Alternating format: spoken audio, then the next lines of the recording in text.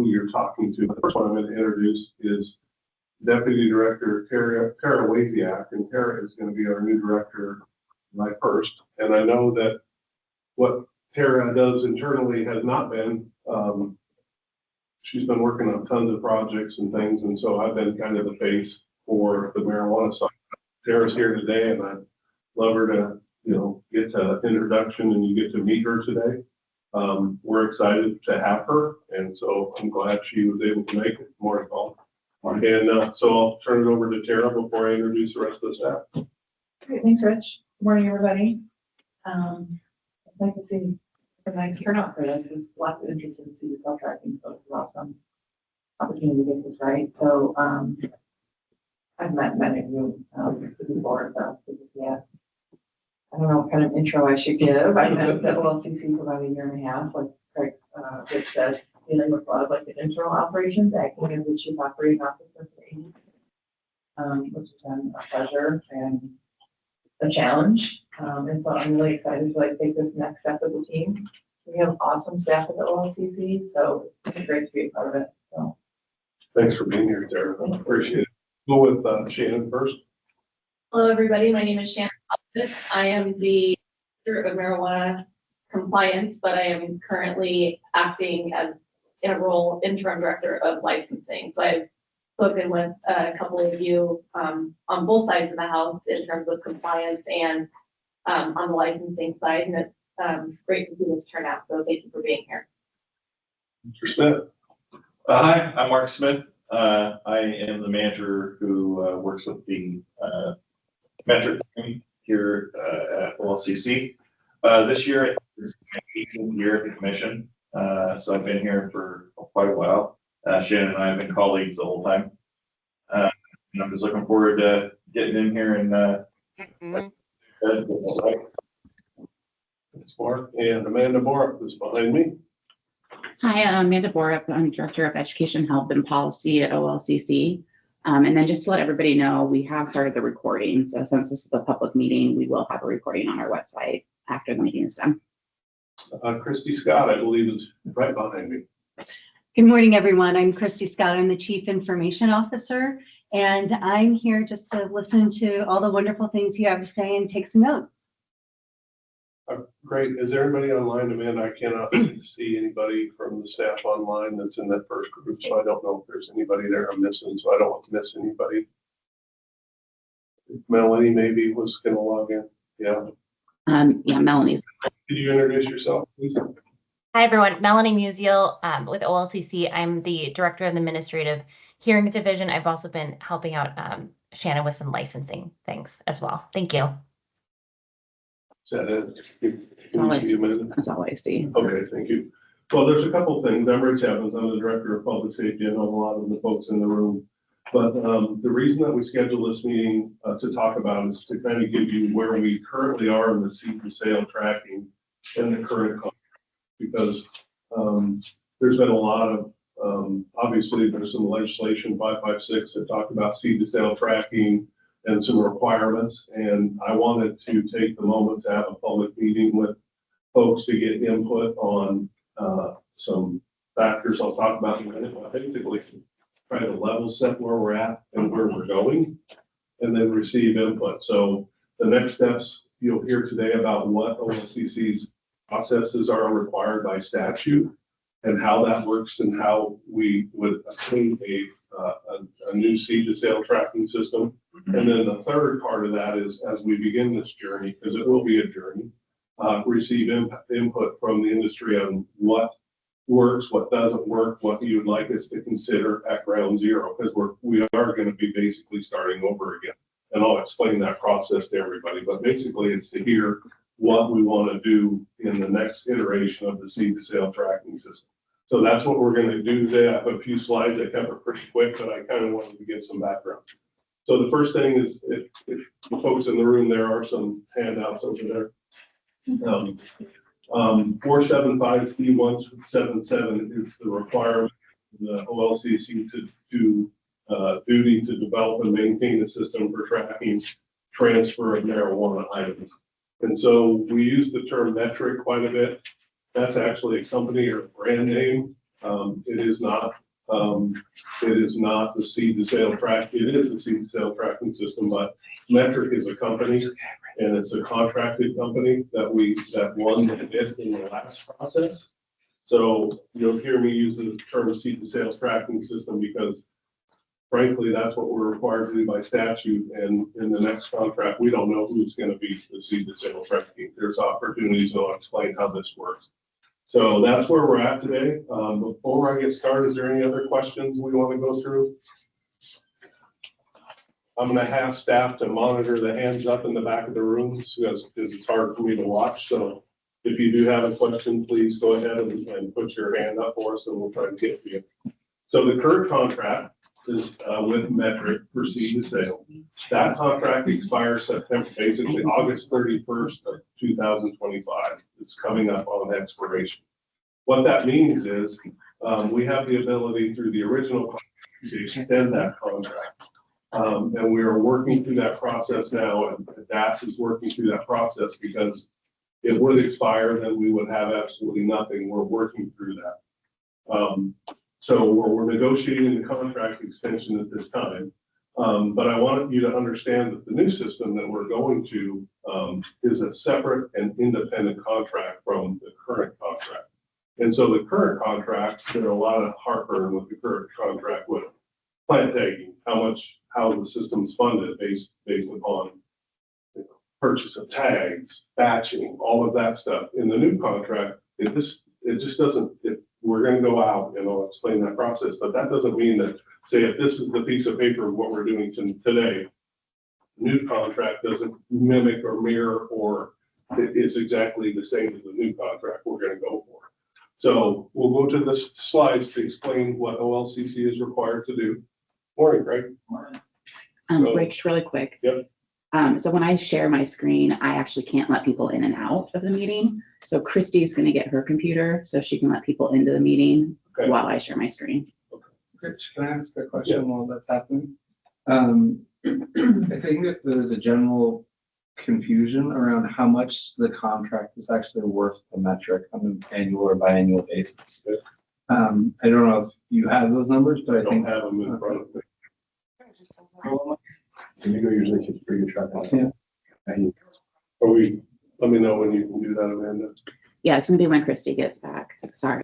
Oh, it's okay. So we're going to talk about what's called the stage gate process. And I want to explain to you where we're at right now, and the slides will help that. But basically, we're at the very beginning of a new contract. Why don't you go ahead? Yeah, I saw it was empty, so I just jumped on. Because I want to explain it. So we'll wait. If we miss somebody for a minute or two, that's okay. So the next slide. Next slide. So this is the stage gate oversight. And what happened back in 2014, you guys remember Cover Oregon and the IT project that happened in Oregon. And after that failure, a bunch of requirements have been put on state agencies anytime they do a contract development. One of the things that is really important about that is Cover Oregon was like an attempt to customize the system, and it wasn't an off-the-shelf product or a COTS product. And so there were a lot of rigor and requirements built around how a state agency goes through procurement for an IT project. And so this isn't like OLCC saying, we have to do all this stuff, and this is the process we have to follow. It's in statute, and it's very, very. Can you go to the next slide for me? This is where I want to explain where we're at in the stage gate process. Sorry, for those online, we can't see the slides if you were intending to share them. Okay, sorry, you guys, I'm going to work on it. I apologize. The share button up there on the right.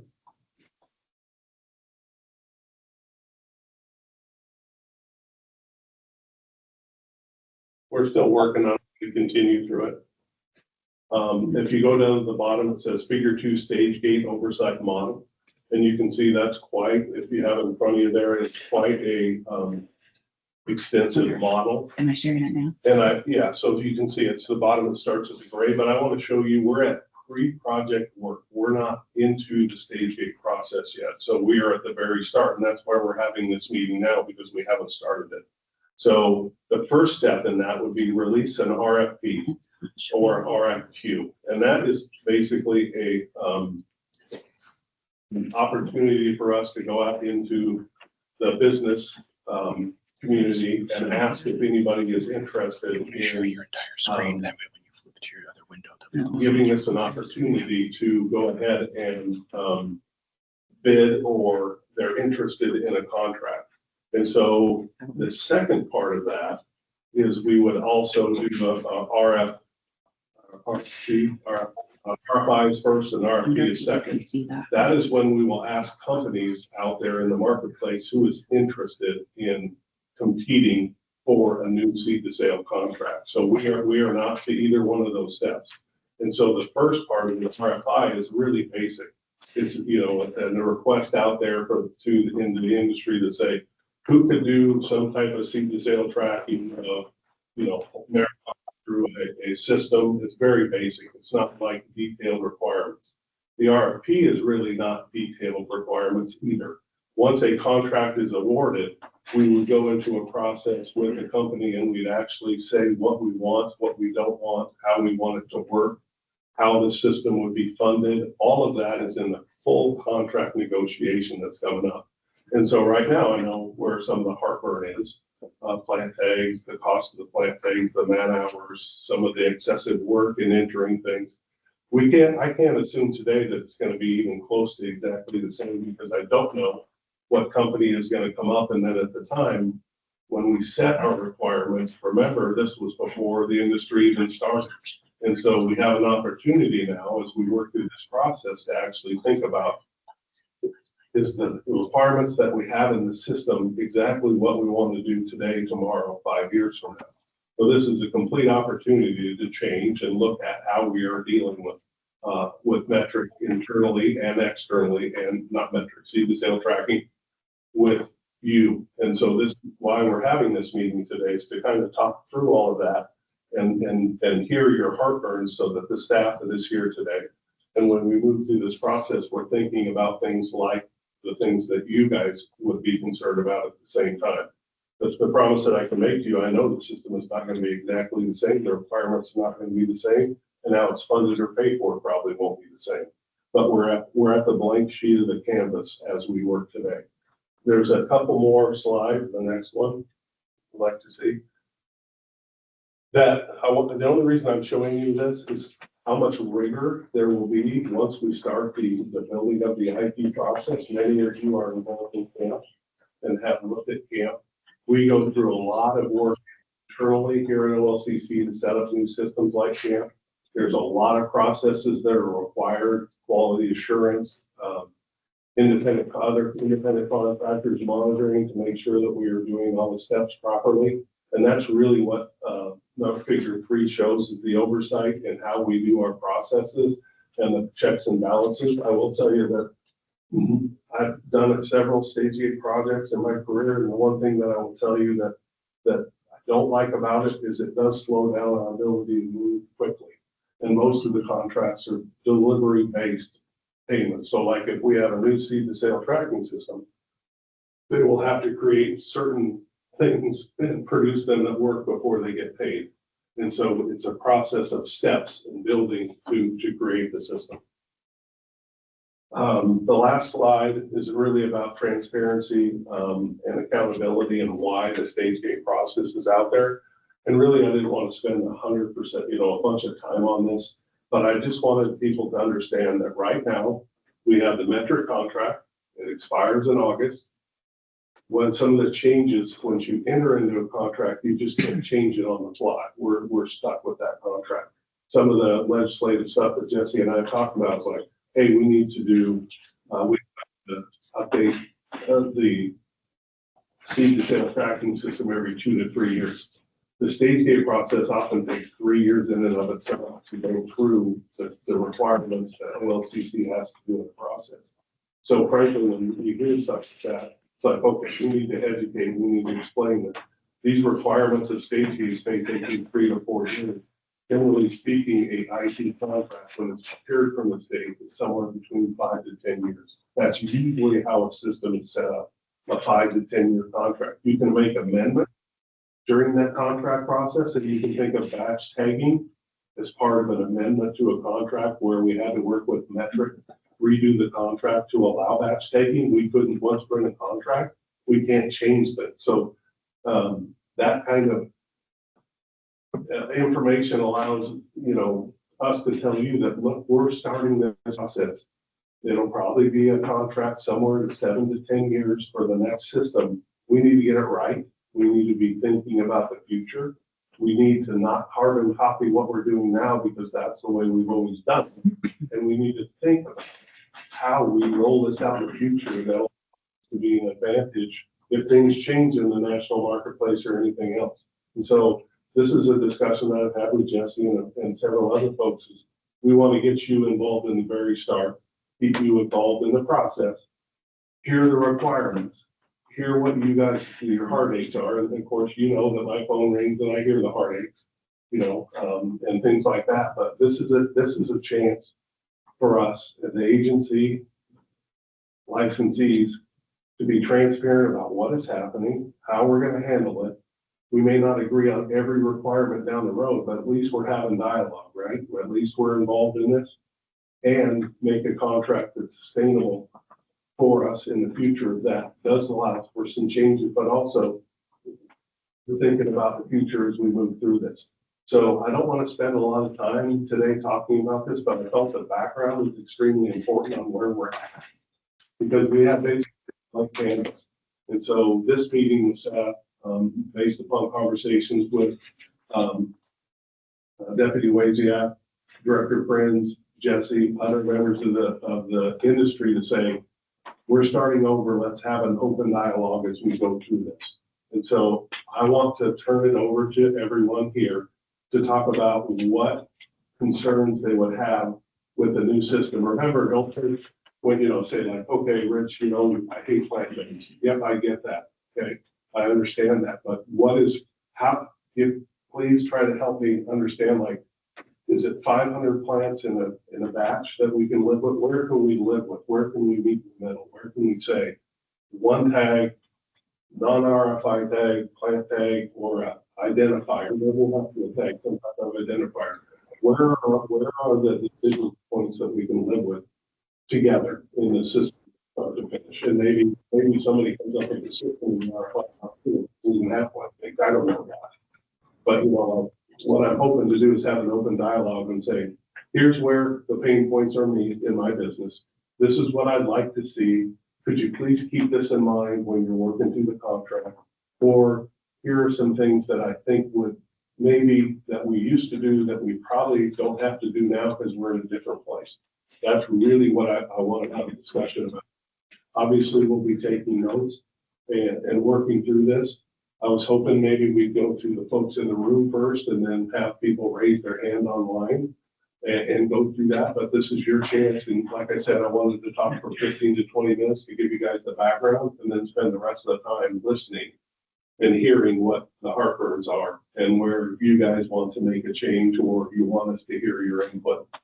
This is, this probably, I don't know if this was done the first time. I doubt it because they were under a ton of pressure to get the seed to sale tracking system, but we have an opportunity here. And, I'm going to throw this out there. I understand there's been some frustration with seed to sale tracking system with Metric and maybe some of the disagreements in the legislature and all that. I understand that. I'm keenly aware of that. But I am trying to, and the staff here is to try to open even more doors of communication as we work through the process. And so I'll let the folks in the room start, and then we'll start taking hands in the crowd, and we'll go through as many questions as we can, and we'll go from there. Okay, we good with that? Anybody want to start, Jesse? I'm not going to get into the problems since we've had so many conversations. Yes, sir. And you know what you're saying. I want to hear from licensees, but I do want to just take a quick moment to thank you and the staff for doing this. We've been asking for something like this for a while, and we appreciate you guys holding this forum and look forward to the next one. Right, yeah, okay. I have not very many questions, but I think I'll some things to share to hopefully inform future conversations. And again, like thank you. Really appreciate being invited to participate in the process. I went and looked at what we've spent on tags in the last 12 months. We've spent $22,000 on tags.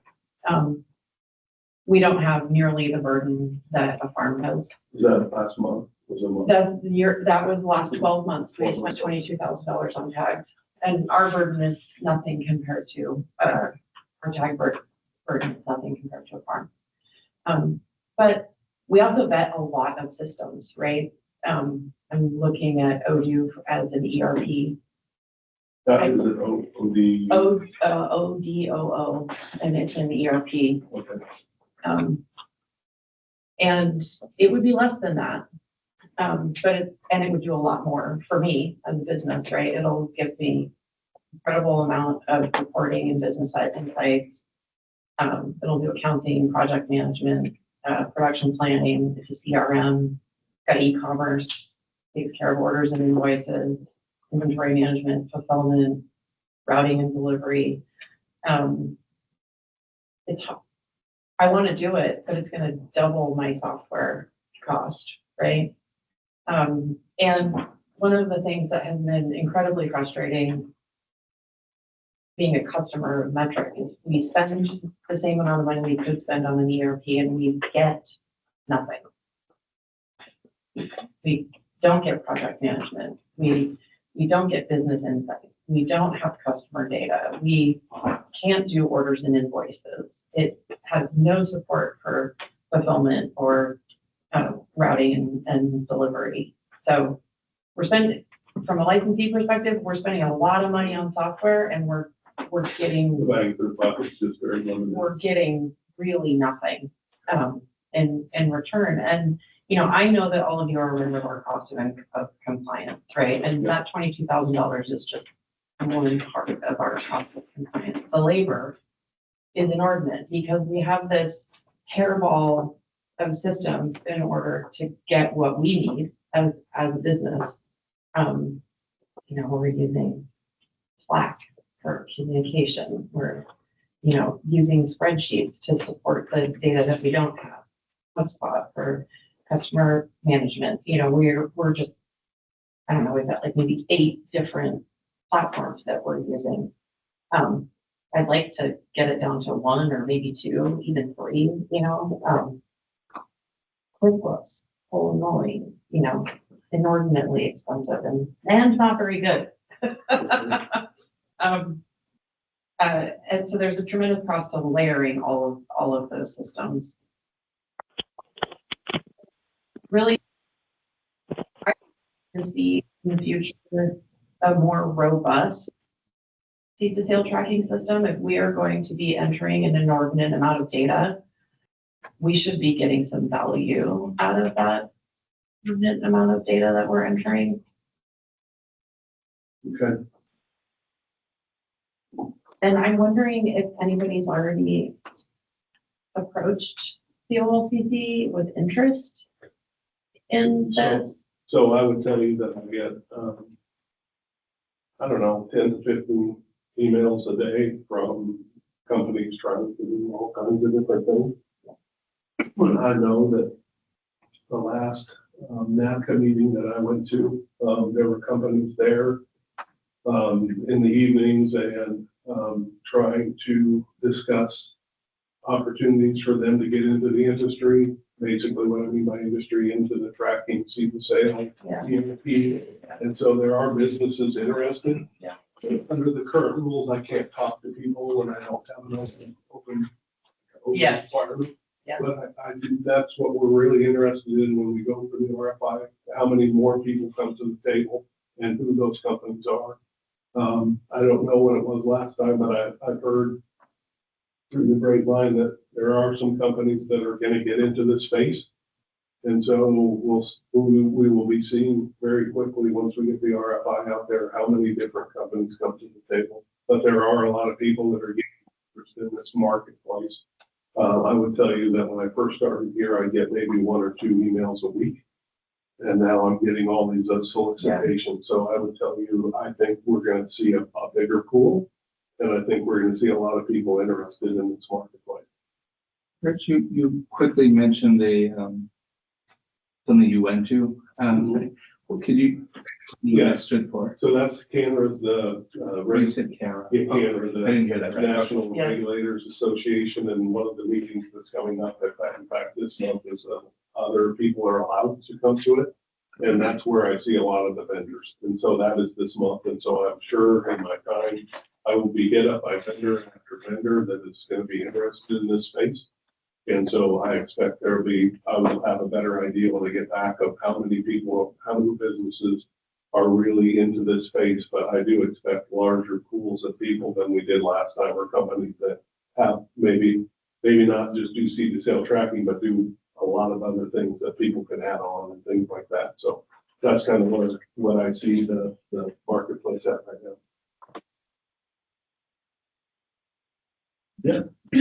I prepared a public meeting address, so I didn't take up too much time and stayed on topic. So I'm just gonna read through this so that I don't mess it up. Okay, And I'm gonna leave a copy with you guys so you guys can use it so they. thank you.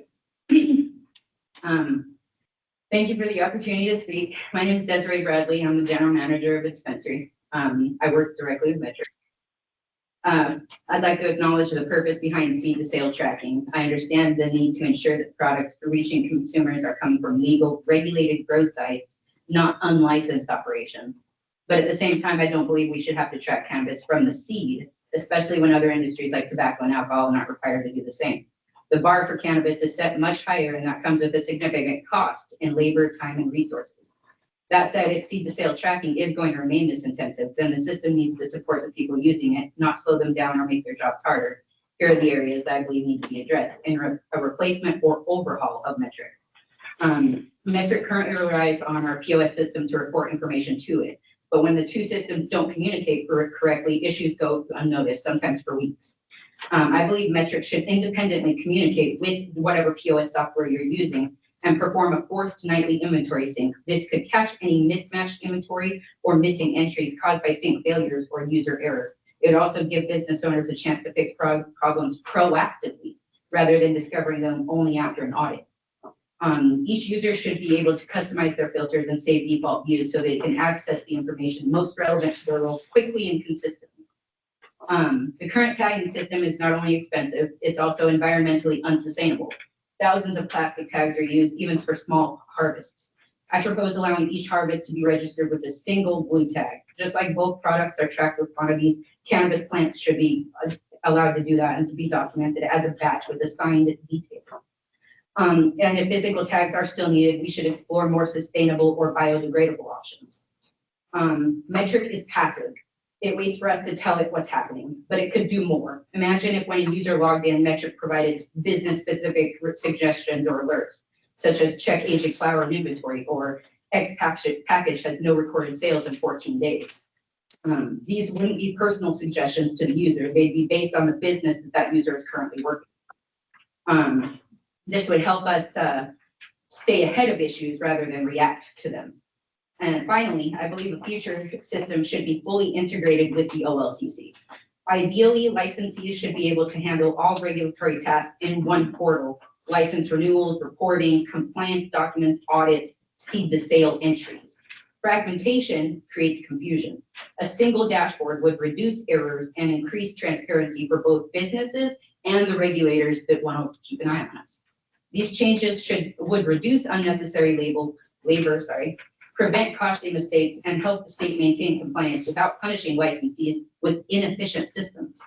Cannabis business owners and managers aren't trying to cut corners. We just need tools that respect our time and environmental concerns. I appreciate that this public forum is happening. I hope that future decisions include continued feedback from the people who are using these systems daily. Thank you again for your time and consideration. Thank you. Appreciate that, actually. Colin, Sierra Buddies, Vice Chair Chow. I think you're going to hear a theme today talk about costs. And I think at the end of the day, the licensees and OLCC both have a very strong goal of preventing illicit activity from happening. I think currently the illicit market has grown significantly, maybe even tripled since 2020. And the regulated legal market has shrunk by 20%.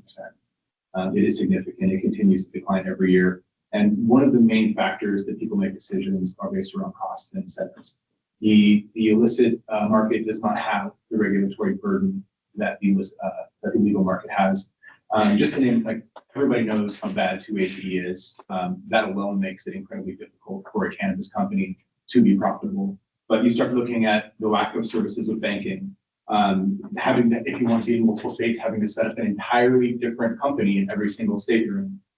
The excessive amount of thefts that are happening and the expensive insurance we have to have doesn't actually cover the costs of the products that are stolen. And if your money's stolen, good luck getting it back, even if you tracked what your serial numbers were on the bills. We're dealing with that. New costs like these crazy tariffs coming in on the hardware that a lot of us use. The cost of compliance is significant, and it's one of the areas where this agency can help provide some relief to give us less of a disadvantage against the illicit market and help us regain some ground so that we can provide more tax revenue for the state. That's shrinking too. And of course, we do have excessive competition as well, but that's a whole different issue. So to give some examples on these excessive costs, when I was in the plant tag rack, that year I estimated that we spent $500,000 on plant tags and labor on the plant tags to put them on, take them off, and manage them in metric. That's incredible. This shouldn't happen. Like I don't even see what value plant tags bring to the agency, to a producer. It doesn't make sense to me. Tags are not preventing diversion. They're not. And you guys know that. Why do we have to track a plant that's in the ground? It should be an auditable system. The plants aren't getting up and moving anywhere. You guys can come in anytime and look at our farms. You have access. You have cameras. You know, we should be able to put in the system what we have, and anytime you guys can come knock on our door and take a look. I don't think a plant tag helps us at all. I don't think it helps you at all. In addition, you know, if you look more on the wholesale and retail side, the package tags make it incredibly difficult to have a functioning system for POS systems and these with the CTS. So this pen, if I go to a store and I buy this pen, it's going to have a SKU. That SKU is going to be the same no matter what store I go to, no matter, you know, what state it's in.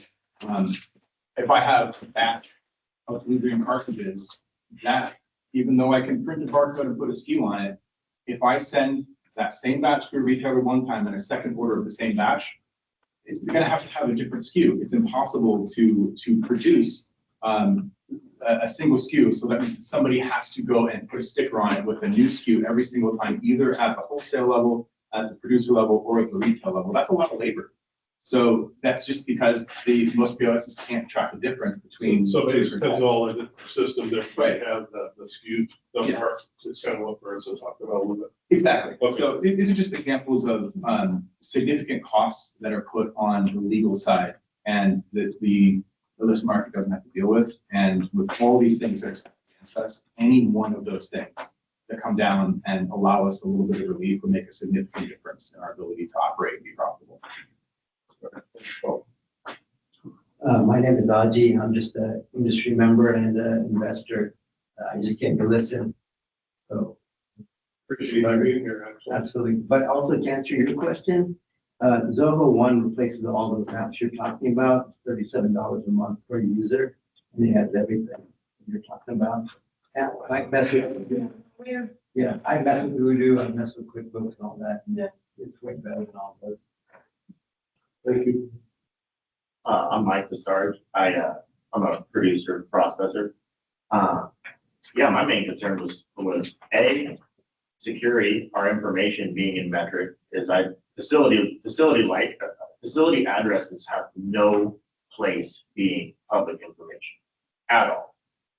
It's the biggest flaw in the system I see. And it, you know, many people might agree with that because out of the 48 robberies in the last 3 months in the area, I'm 4 of them. I mean, I can't take another one. You know, I stay at my shop armed. They're coming back. My other concern is with tags. If the concern was to actually track something with the tag, what does that have to do with making the batch tag cost the same as the single tags added up to that cost. Like, oh, you want to charge us more for the tag, but you think you're helping us by saving us on the labor, so you're gonna fuck us on the tag? It's so messed up. It's so messed up. And then, man, back to it is, like, any other licensee holder, I should have to ask them personally, where are you located? It should not be public information. And I demand that it be removed from Metric immediately. There's also a full list posted on the OLCC website of addresses, phone numbers. Yeah, and I'm very unhappy. it should not be public. Addresses on packages. Yeah, and then why is the address required to be on packaging? Why should what? I can't look up a candy bar's actual address or anything. Like, why should I have to put my facility address on every product? It's absolutely absurd. I have a quick question about the OLCC website. The addresses should only be for retailers. Could you let me know what you were talking about? Yeah, there is I'll take a few minutes and find it and show you. Because retailers should have addresses listed on our website, but other licensed sites shouldn't. If you can find that, you just walk over and fill it in. I appreciate it. I'm just specifically talking about. I know what you're talking about. I get that. I heard you. And I heard the packages. I made my notes. I appreciate it. And the one thing that you have to remember is that once we're in a contract with Metric, we can't just change some of those things. So, Well, this is a safety concern, and it's gonna cost someone their life. I hear you. I appreciate you saying that. I hear you. I made my notes. I definitely, it's on my radar. I've talked to Jesse about it a lot of times, so. But I hear a lot of talking, what's gonna do, like, what's gonna cause it to actually happen? Well, obviously, we're listening, we're hearing it. I'm not sure, when I've just been told that the addresses are on the website, they shouldn't be, and I've never found them on the website. I'm talking about it Metric. I shouldn't, if this dude has a license and he produces, I should have to ask him. It should not be, oh, I look up Jeff's farm. I got an address. So now I can go on Metric right now. I can make a hit list. And I can go around and I can hit spots. Right. And I met with the Shutes County Sheriff last night. And it's all coming together. This is all gonna come to an end. But the main concern is these addresses. These addresses need to be removed from Metric, and it's like a serious safety concern. That is why I'm here today. Okay. I'm Kate Marks. I'm an owner at Bank Brothers. We're your neighbor right down the road on Millport.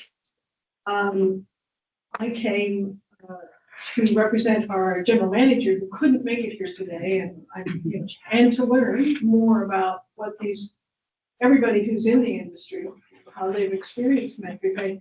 I would say to you, previously for Governor Kulongoski, I ran his Office of Regulatory Streamlining. Y'all remember that? We, maybe you weren't here then, and those were way back days. My job and our mission was to make it easier, faster, and cheaper to do business in the state of Oregon. I think you have with this contract renewal a tremendous opportunity to address more dialogue and address more issues that if the agency should choose to. And hear how these issues are all connected to the tool, the primary tool we have, which is Metric. And so, I encourage you. When I appreciate this process, it's a good one. I know you're going to be very transparent, but I think we don't want to make it so narrow where we can't address issues like that because they are directly related. Everything's connected. We're talking about this technology. So anyway, I'll look forward to how it is that we achieve better outcomes along all of the categories that people are talking about. Thank you. I see a hand up. Amanda, can you help me with that or? I can try. Dr. Sherman. Dr. Sherman? Oh, here, no. You go over there. I got you. Oh, hi. Can you hear me? Yeah. sir, yes. Oh, okay. Sherman Hom, Director of Regulatory Affairs from Medicinal Genomics. I just have a couple of comments, or you might call them recommendations, something that I've been thinking about. It's not my general area of focus for regulatory matters in all the cannabis legal states in the country. But I recommend a seed-to-sale tracking system based on DNA in various cannabis products. This is based on a data set of all the fingerprints of all the cannabis mother plants and clones in your jurisdiction. One possible use is the identification of possible cannabis diversion to the illegal cannabis sector. Another is a reference lab that can identify possible theft of a unique strain by initially comparing the fingerprints and then subsequently whole genome sequencing if necessary. I will share a white paper that we published describing this approach. So if you can put in the chat who to send this white paper to, I can. Second, I recommend a rule that all cannabis testing labs have an information management system that would allow, when possible, the automated simultaneous submission of the test results to both the sample submitter and to the Cannabis Regulatory Agency's seed-to-sale tracking system. Therefore, the state can have a data analytics group to perform real-time monitoring of the results that could generate alerts for possible lab shopping and other purposes. And I had in the New Jersey State Public Health Laboratory 20 plus years of experience with LIMS systems that could do or perform this second recommendation, in that the cost and the first recommendation of generating fingerprints is much lower than one would suspect. And that I'd like to make a comment concerning one of the comments somebody made is in my interaction with the LIMS system or company that we utilized in New Jersey was whenever we needed a modification, there was always at least a dialogue with that company and see if they could modify a module so that for whatever purpose we needed, and see if it cost anything or how much it would cost, and then we could make a decision whether we modify or not. And so I don't know the status of these, how flexible these seed-to-sale tracking systems that are available commercially to states. But concerning the first one on following the DNA, we're a genomics service company, and there are other genomics service companies that could be solicited for an RFP to do that portion. It's a very unique concept that I feel is needed, because once the barcodes or radio frequency labels are removed, you can't track products easily, but there's always residual DNA.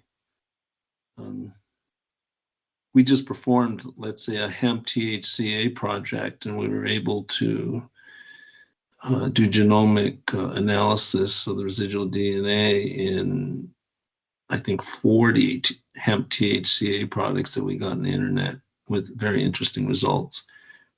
Thank you very much for listening. I appreciate it. Who's up? Could you call him out for me? So the next person with their hand up is Kyle. Hello. Can you all hear me? Yes. Yes, sir. Awesome.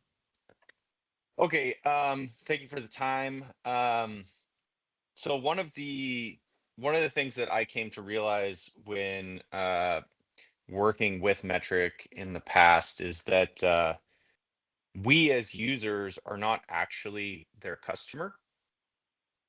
the OLCC and or the state is their customer.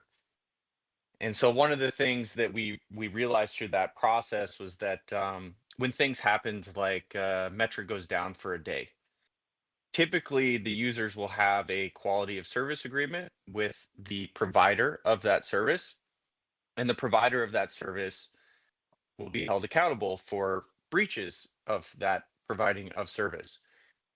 In this situation, the state is the one that is negotiating those terms. And when we had talked about this at the time, the actual agreement with Metric wasn't public. I don't know if that has changed since, but this is a great opportunity for us as users of the product to liaison via the OLCC to Metric or whoever it is that we're using. What happens when the system goes down for a day? Who's responsible for that? Are there going to be any sort of concessions for that? Another example was something simple like there is a column in Metric for potency. We are a processor, so most of our products are not cannabis, and they're concentrates, extracts, whatever. That potency field is not available to us, and we said, hey, it'd be really cool if we could put potency in there. And they said, oh, well, you don't have the development hours, right? So somewhere within the contract between Metric and the OLCC, there is an allocation of development hours for improving the product. And we as license holders and users don't have any ability to negotiate with Metric on, functional changes we would like to see. I will say that recently, Metric has sort of recognized that it's probably in their best interest to begin hearing some of the concerns of users to attempt to make the product more functional. But on that note, I think it's important to ask the question of what is the actual purpose of Metric? Metric, from my understanding, was never supposed to be an ERP system as much as it was supposed to be a means by which regulators can look into licenses inventory at any point in time and recognize whether or not there's diversion or other things going on. With that being said, Metric has a very robust API. It's one of the better ones that we've worked with. And what that means is, right, we and or other groups can start building interfaces to sit on top of this data set. One of the better examples that I had heard was similar to the NFL collects player data. That player data all lives in a database. It's somewhat useless on its own, right? But there's an entire ecosystem of people that build things on top of that data set for whatever purpose, analysis and insight, etc.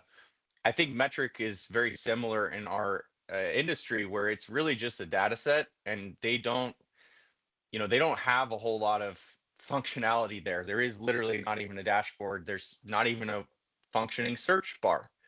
But I think the understanding is that there will become, or there is, an ecosystem of people who build on top of that. I'm going to finish with one last point that while the service agreement between Metric and the OLCC may require security of this information and data, the proliferation and sort of need of people to build modules and applications on top of Metric means that a lot of this information is going to all sorts of people who do not have that burden of security like Metric does. And that means that real-time manifests and inventory and all that stuff is being disseminated to a lot of different companies. And I'm seeing more and more of it year over year as a consequence of people trying to do something useful with this Metric data. Thank you for the time. Thank you. All right, next we have Mike Getlin.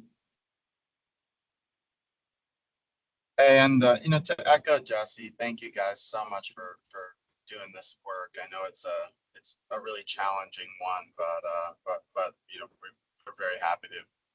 this opportunity to discuss it.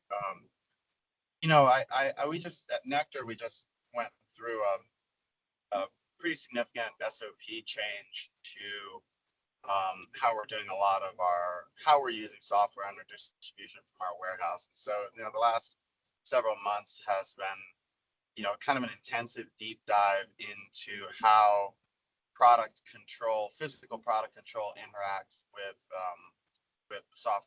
multiple software packages we have to use. And to echo what somebody said earlier, we found that on average, when a product is physically moved from one place to another, that data is entered in between 5 and 8 different locations, almost always by hand or by a careful line-by-line audit and compare and contrast. And, so the issue is, again, we are having to buy custom or over-the-counter software programs, do all of the other aspects of our business. And while I know less about the API than the previous speaker, of course, I know I believe there are still large sections of metric that are not operable through an API. And so I think, if we could snap our fingers, we don't want to log into the state's tracking system on a daily basis, right? The goal, if we need to have that 24/7 visibility of every inventory item, which I'm not sure we should have that assumption going into this process. That's a separate conversation. But if we need to have that, then I think a reasonable goal would be, this is a back-end product, a database like the NFL stats that a licensee never has to log into. That's one critical aspect of it. Another critical aspect of it, to echo a couple of previous sentiments, is, we're not the customer for this program. And I think that we have seen catastrophic failures across the nation of trying to marry together a state internal visibility tracking system with functional business software, because they're both just designed to do very different things, and nobody's come even close to getting that right. And so, we'd like to see a database, basically, that, any of the leading cannabis software, ERP or POS systems can push to and from with full fluidity, no restrictions, no API, so we never have to log into it. And then secondarily, that's not something licensees should pay for, because we've had this kind of bizarre triangular dynamic where we're the ones paying, but the OLCC is the customer. And similar to everybody kind of complaining about the how the medical funding system works in this country, it's never a good idea to have the customer not be the ones cutting the checks. And so even if it meant higher license fees, speaking for Nectar personally, of course, we would rather see that and have, the OLCC, if you guys are the ones that need this database, being the ones that are cutting the checks. I think it's just a cleaner way to do it. And then finally, and I'll shut up. All of the data in metric that occurs after harvest, obviously it's more complicated than this, but I think there's a strong argument to say that all of that data is only as good as the honesty of the human being that entered it post-harvest, right? Whether you're talking flour and weight loss, et cetera, et cetera. The system is not a closed loop seed to sale system. It is a glorified notepad that whomever is throwing those buds on the scale can manipulate however they want.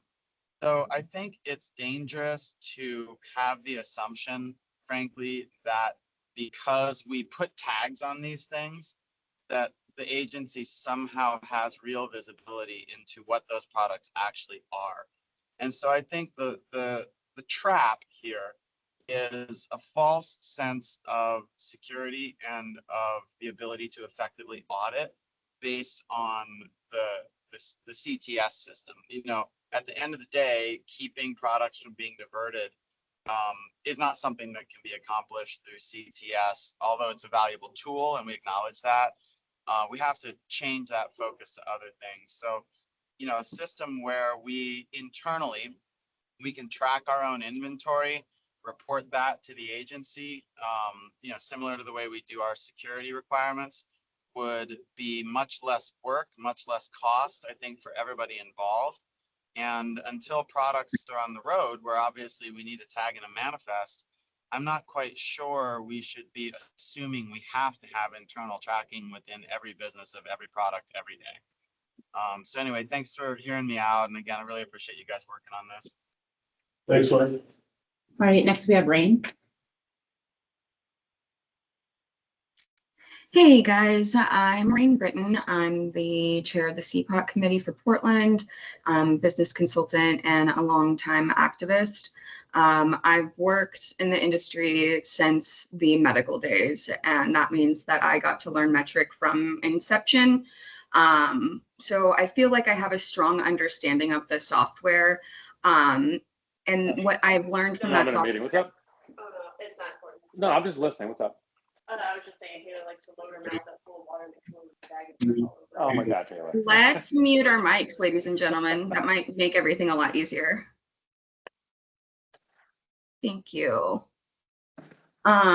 So from the last 10 years that I've been using metric, I could pretty much do anything to any product without any real actual traceability. If you've spent enough time in the system, you know where its soft pots are and what you can and cannot do within it. It is a glorified package creator and has full use and movement from anybody on the licensee side. So back to people needing to, be honest and do the right thing. If we're intending this software is to be a track and trace or a government insight into what's happening at these businesses, I really think we should consider how much activity and electronic movement that person needs to have in their track and trace or their seed to sale. There are other ways to go about it. I really love the sentiment of we don't need to be in that portal.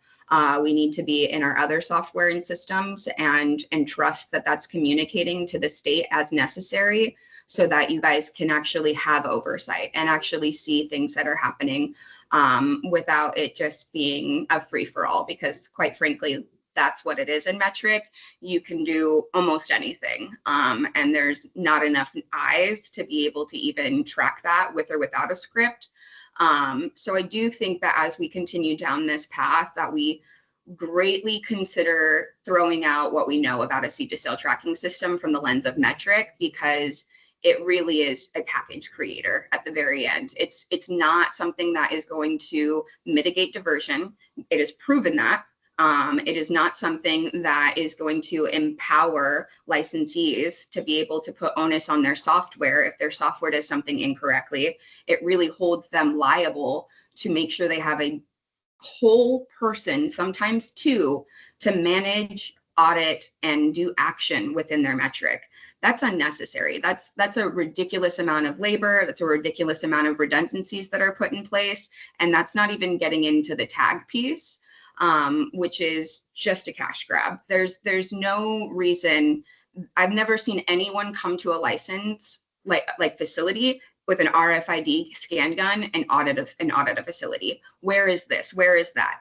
I've been through so many walk-ins and inspections and audits, and at no point in time did somebody scan my ticket to make sure my ticket was what it is. So that just feels like absolute fat. That is not necessary for a struggling industry. There are so many more eco-conscious ways of attacking that with other things like electronic tags that you do have full traceability on, and that doesn't give licensees or operators or bad actors the opportunity to move things around willy-nilly.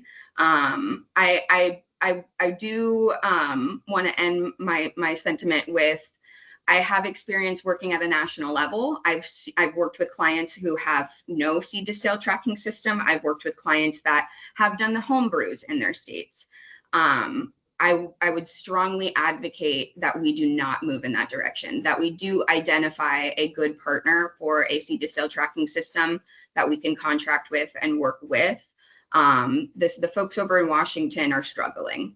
They're struggling and they have limited oversight and they're losing money. And the folks in Arizona are like not necessarily the Wild West you want to be a part of. To go from over tracking to no tracking could be a circus. And I know firsthand that it's really difficult for the states that have the home brews. They're struggling to get the work done that they need. If we're already having a hard time with the development hours offered through Metric, that doesn't exist with a lot of the homebrew opportunities. So I think just really vetting and taking into consideration what will minimize licensees and employees from having to make action in this government seed to sale tracking system, and something that creates oversight over diversion. Thank you, Rain. Can I have a quick question relative to her statement? In any of your stage gates, will there be a survey of other states to Great find question. what doesn't work? Yeah, with we're doing existing vendors? We're doing that internally right now as a process to figure out what everybody else is doing, using, and if somebody has changed to a new system and how that's working. We will do that So it's part of during this stage gate process. one, or Yeah, pre-stage gate. basically internally pre-stage gate. Go ahead. Okay, so that is a preliminary thing that's being considered prior to even moving Yes. forward. So you said stage one is kind of where that's at? Yeah, it's not in the stage gate process, but that's an agency process to figure out what's working. You know, you say Washington, we talk to them a lot, we know what the problems they're having. But as you know, more states are coming online and more states are changing some of their rules. So we'll update those internally and try to get a map of what's working, what's not working, and then reach out to Dr. folks before we ever get to the RFP process. I love that. That's amazing. I know that we're an OG state. And so I think, taking that in our advantage and talking to our peers and seeing what they've done that's worked and not worked, or even, reaching out to Illinois and asking them how their current flip from BioTrack to Metric is going, it could be insightful. I just think that there's some places that we could investigate to make sure we make a decision that's for the greater good and not just the cheapest option. I have one question in the room before we go on. Thank you, Ray. Go ahead, sir. What software system is currently being used to track beer to can? What do you mean?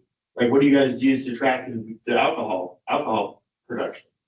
All the beers and stuff. Well, we don't track. OLCC is responsible for tracking distilled spirits. Oh, okay. Not beer, but we have. I was wondering if there was. We have a system of basically 3 or 4 older systems, and we're going through a complete reset of. At the same time, we're moving the warehouse. We're in RF. We're actually in contract negotiations right now.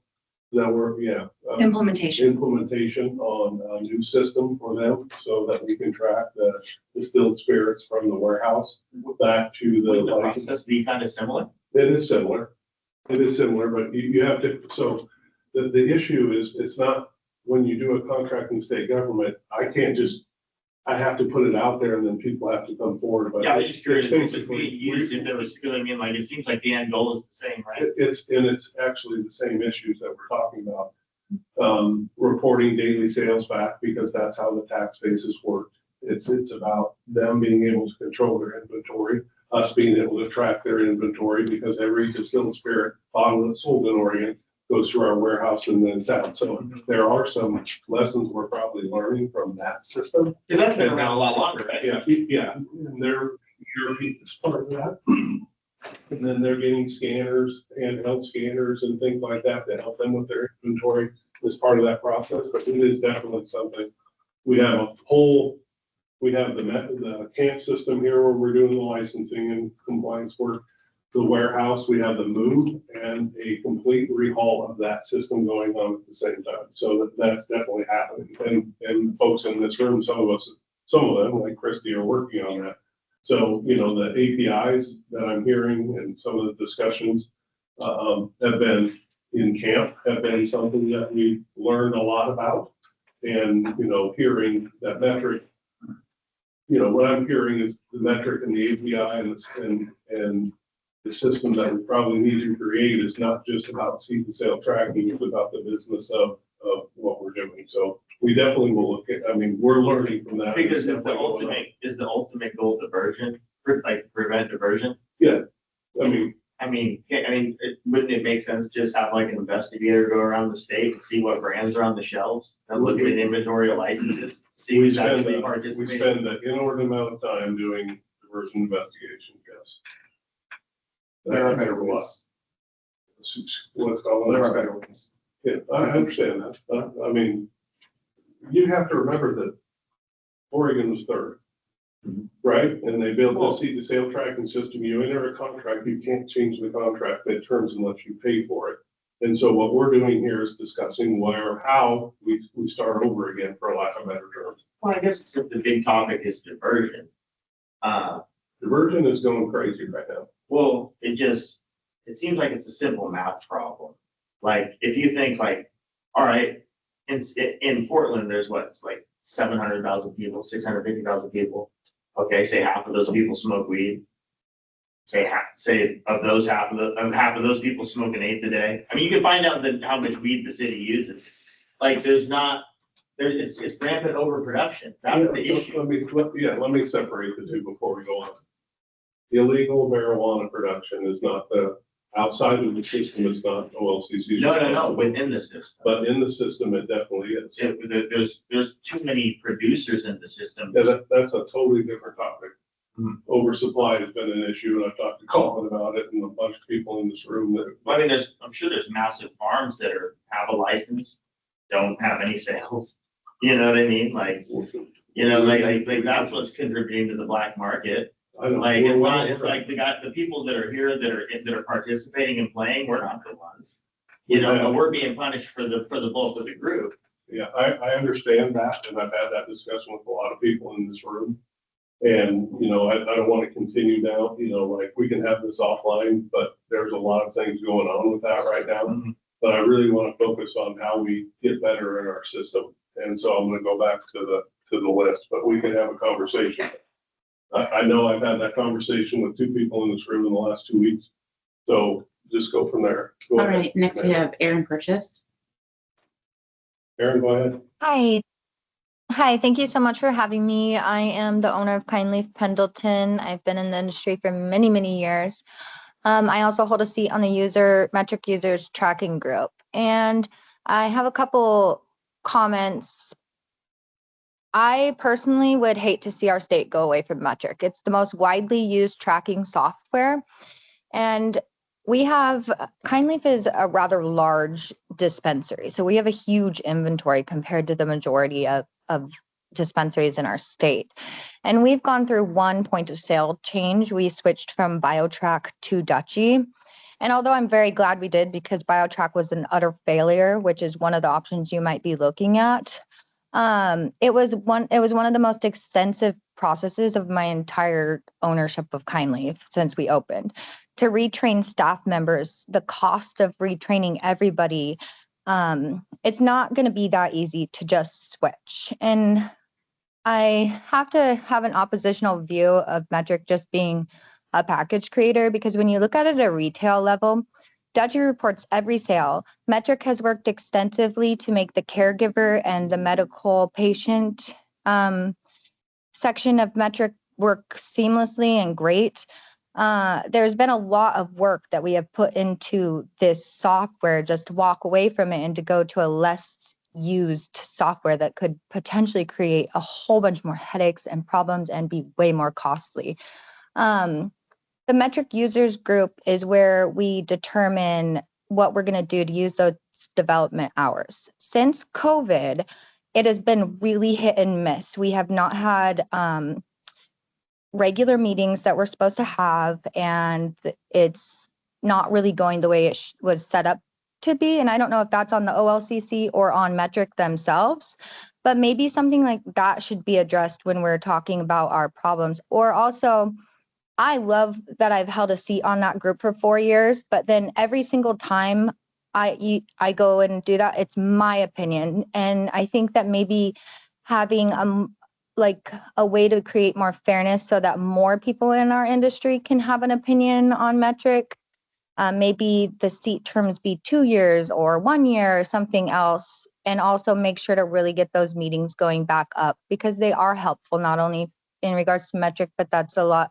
We bring up a lot of issues for the OLCC at that time. So I just really am worried about the headache that switching to a cheaper, less used company is. And I would hate to see us have no tracking. That's the wild, wild west. And tracking does help solve problems at a retail level.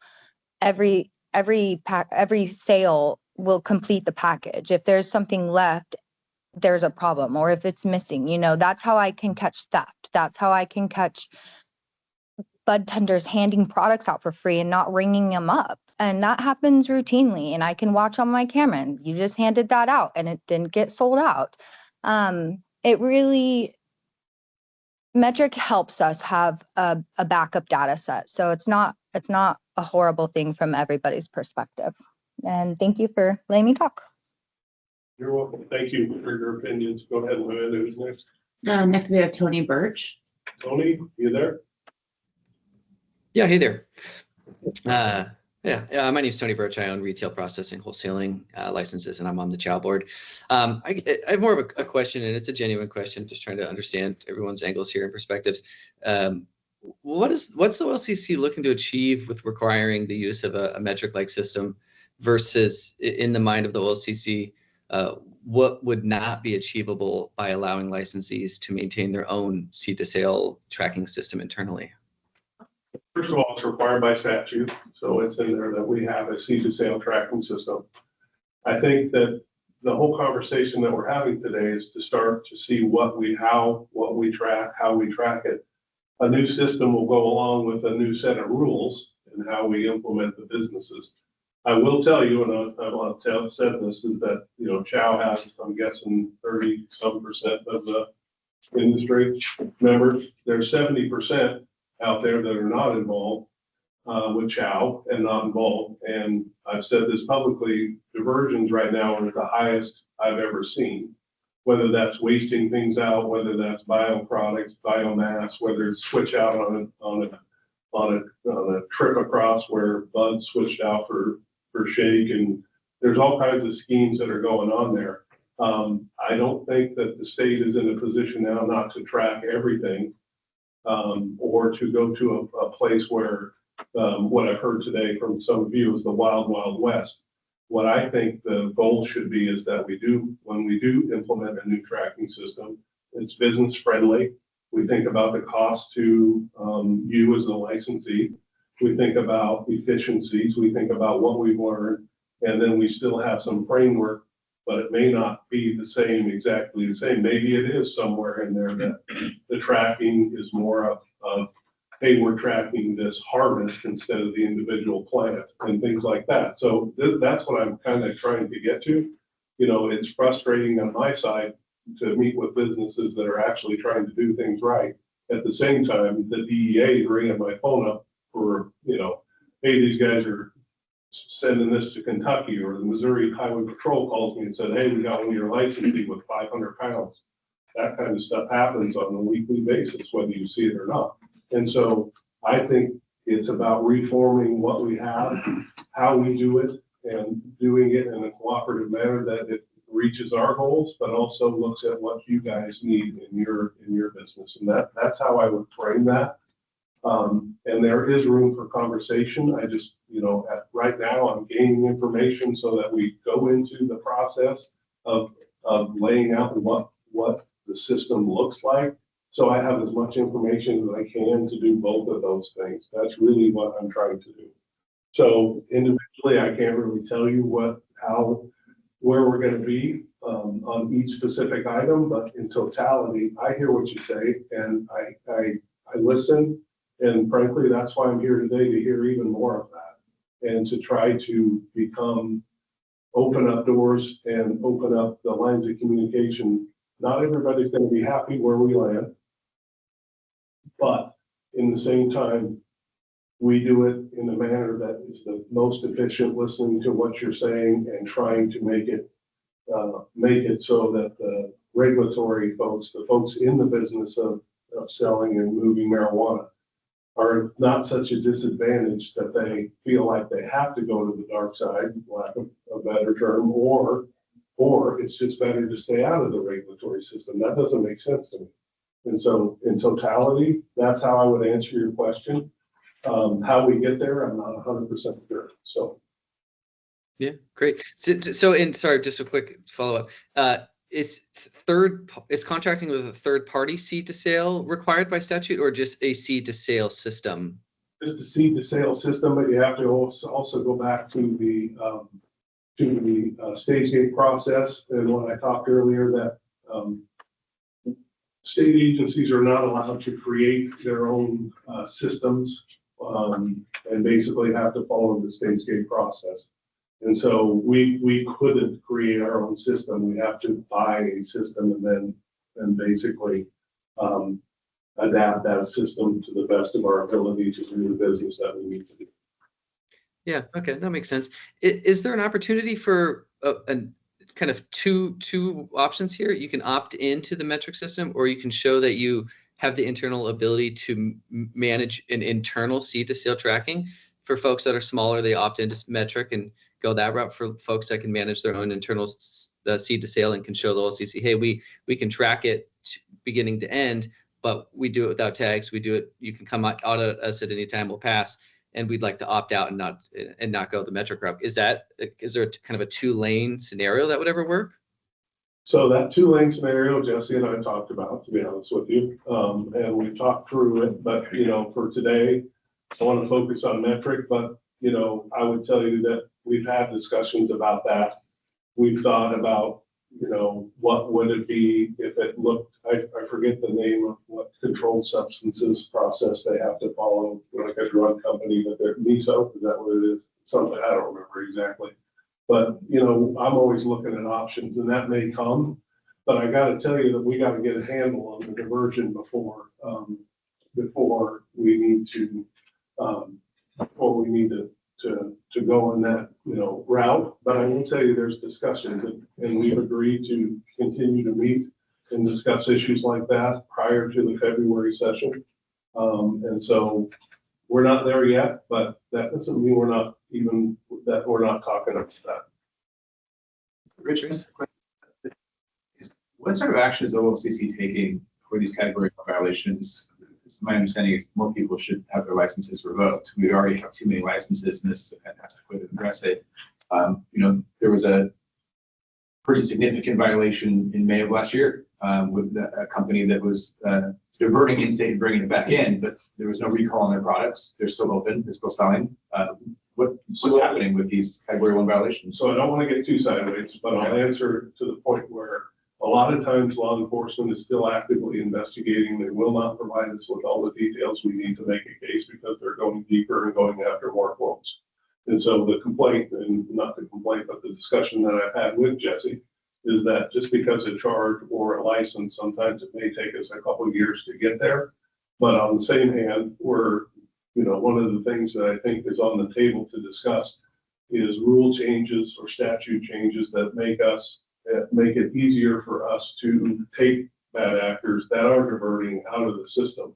And what I promised to Jesse is that during this next few months, up until the session that we meet and we look at some of the things that maybe we could change by rule for both of our benefits, and work through that prior to the February session so that we show up in the February session.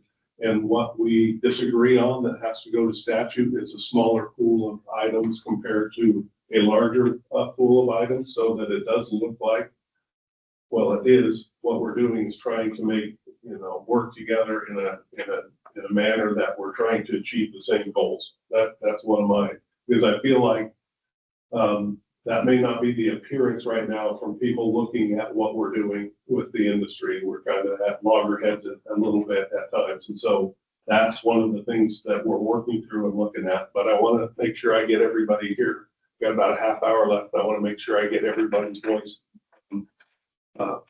is heard. And then I definitely don't mind staying and talking to folks in the room also. And then as some of the people know, they can call me and discuss issues. I'm available. I'm not, I take phone calls.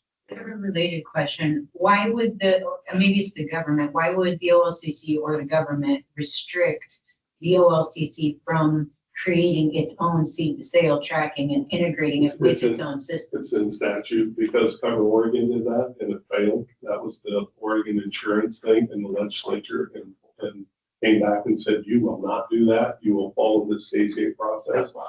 And it was billions of dollars basically that's wasted. And so we are not able to do that by statute and we're required to follow the stage gate process. And that's why I talked about it today.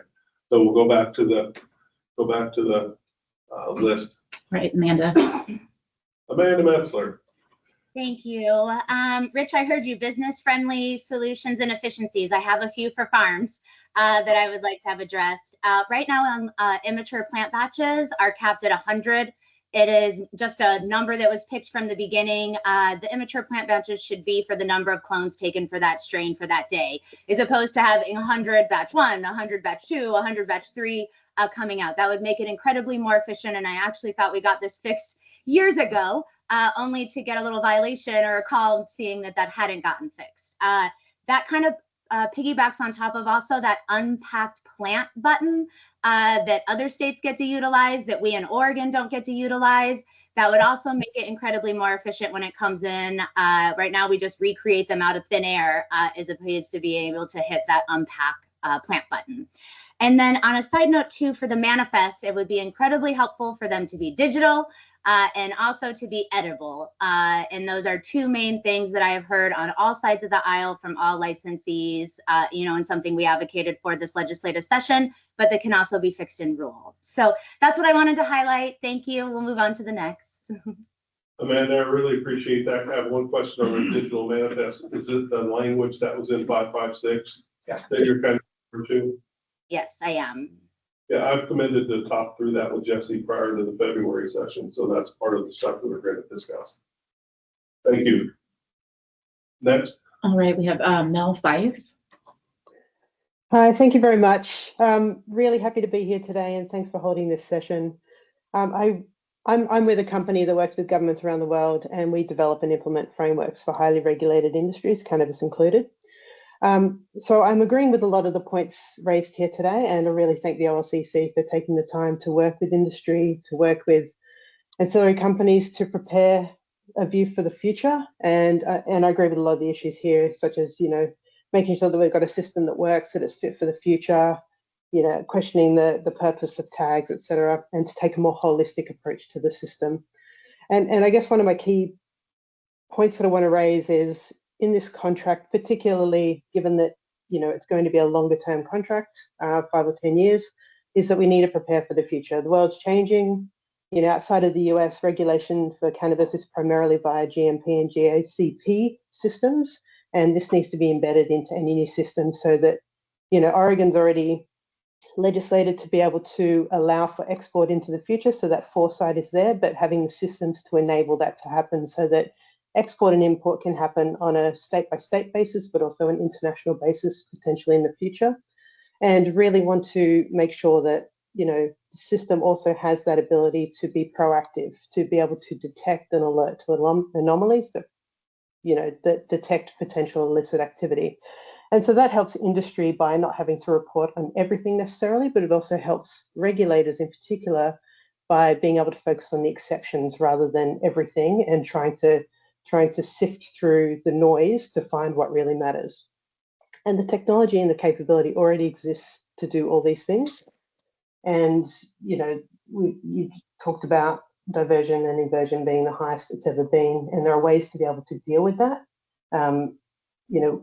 Our company can certainly deal with that, and the contracts, particularly the long term, and particularly if the contract cannot be changed once it's set, it needs to have some flexibility in there to enable innovation and change to occur. Because if this is, say, a 10-year contract, there's going to be a lot that develops in the industry, and there'll be a lot that develops in the world and also in technology itself that needs to have the flexibility to be able to innovate and evolve without it necessarily being a protracted process, which isn't necessarily helpful for the state nor for the industry. So that's something that I think is really going to be helpful, because the intent of this whole thing is to protect public health and safety, and we need to make sure that that's front and center and that adapt and evolve, particularly as regulations, rules, and the context that we're all operating in changes. So that's kind of the key points I wanted to make, and to make sure that, you know, whatever structure this is set up in, that, you know, it's costed right from a state basis, so that, you know, we're not left in a situation where a lot of costs are then passed on to operators unnecessarily, taking a more holistic view of what these contracts are, that they've got the flexibility and that they're fit for the future, particularly so that that import and export functionality can happen into the future in a way that makes sense for the way that operators actually operate and the industry evolves. Thank you very much. Appreciate the comments, Amanda. All right, next is Rachel. Rachel. Everyone, I'm Rachel. My partners and I own several licenses here in Oregon, both for a nursery and flower production, as well as processing and wholesale. I really want to go over like a few more specific grievances with Metric as someone who's worked with it for almost 10 years and just dealt with many frustrations over the years, especially for our nursery. And I want to piggyback on what Amanda brought up. So right now you cannot combine immature plant batches in Metric to package tag them. So as a nursery selling plants, it's really not workable. We might have 1,000 plant batches at a time or more, and it makes it really difficult to show even how many clones total you have of a given strain. If we kept them in the immature plants area, we would need to use an inordinate amount of package tags, and it would create a ton of work for our team. So for instance, let's just say we have 10 plant batches of the same strain and we want to sell 10 clones. We would need to use 10 package tags just to package 10 clones. As a workaround, which we have talked with the OLCC about, they gave us this idea. We move our clones into the vegetative state without assigning plant tags. And then we're able to package plants of the same strain from different batches on the same tag. So it's a nice workaround for us, but the OLCC rules say there's no limit on the number of plants you can put on a package tag, but arbitrarily we're only able to package 155 plants on a package tag in Metric. We might sell up to 1,000 plants of a single strain, so you can see how that will really add up. Both cost of tags and time for a team. In a perfect world, I think the immature plant area should get fixed so that we can see the total number of clones of a given strain between multiple plant batches and then package those on the same single package tag. This would not only eliminate busy work for our staff, it would reduce the tag costs, and it would make it a lot easier for the OLCC to audit clones by easily seeing plant totals by strain versus looking through thousands of different plant batches. Another grievance I have is Metric doesn't accommodate human error. We need to be able to more easily fix manifest issues or package tag issues, maybe an undo button, because right now we have to do these crazy workarounds for simple human error. An example of that is maybe we accidentally package up a whole bunch of our plant tagged plants. If we accidentally do that, then we need to re-tag all of those plants because their package or their plant tag number is lost after they're packaged.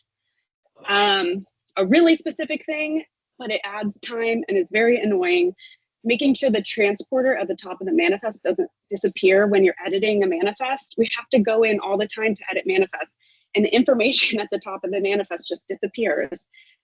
This is a small thing, but it adds time for our team. And then there's just a whole bunch of things that don't work well. Forever, we have asked Metric to just simply add row numbers to the vegetative plants area, the flowering plants area, so you can easily see how many plants you're grabbing at a given time. We also need a template created for plant kills, like they have for plant packaging. We have to type the number 1 hundreds of times if we're killing hundreds of plants in the vegetative area or flowering area. I have a lot more specific things, but I also want to go through and echo what others have said, that we are not Metric's customer. They have no other competitors, and so they really don't have any incentive to work with us.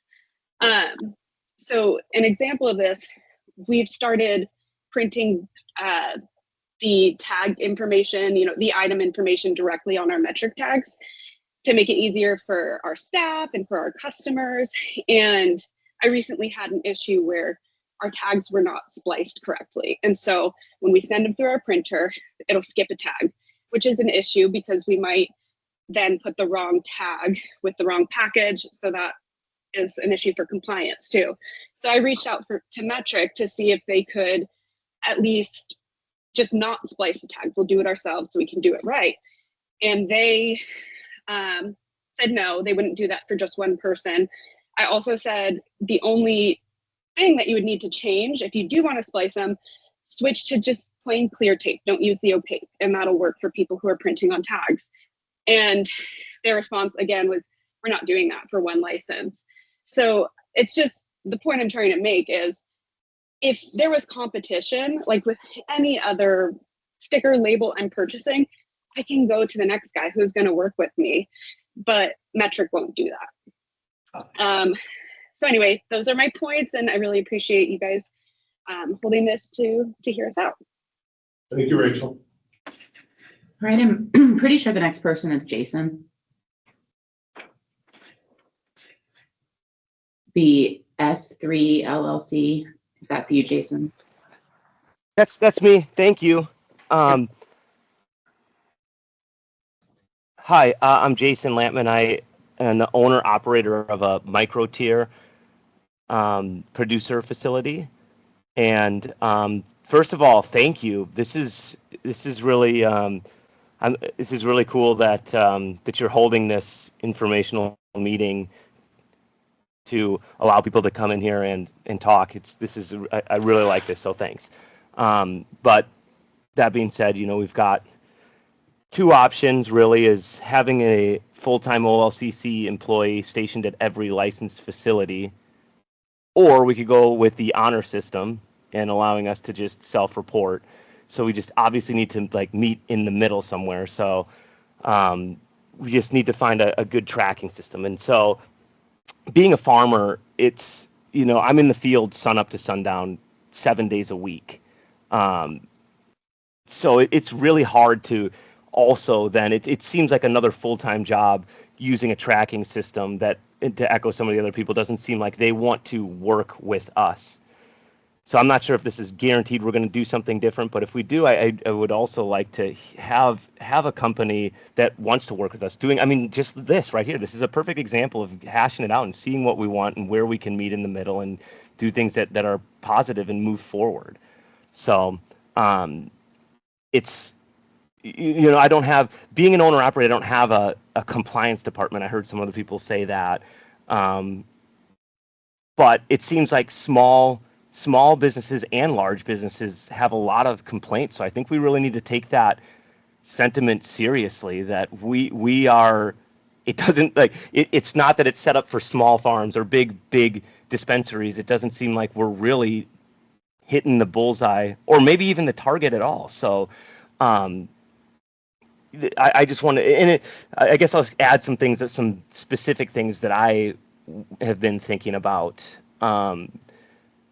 Vegetative plants, really, for me, there's no safety concern or real diversion risk from a vegetative plant. And when we say seed to sale tracking, I just don't think that seeds are, it was nice in the beginning when we really wanted to get to where we are now.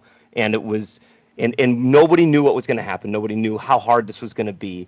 But we don't, we have a whole section of retail, and we have a whole section that's really an agricultural industry. So it's hard to make everyone happy, I would imagine.